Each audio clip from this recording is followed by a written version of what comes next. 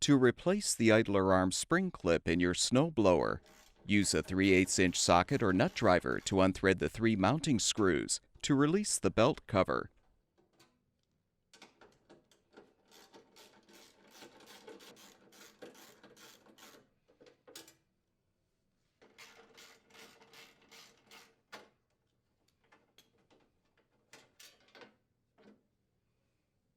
Use pliers to detach the idler arm spring, and you can remove the old clip.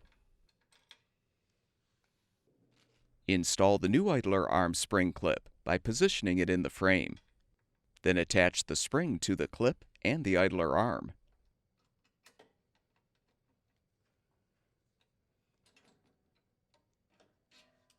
Replace the belt cover and secure it with the screws.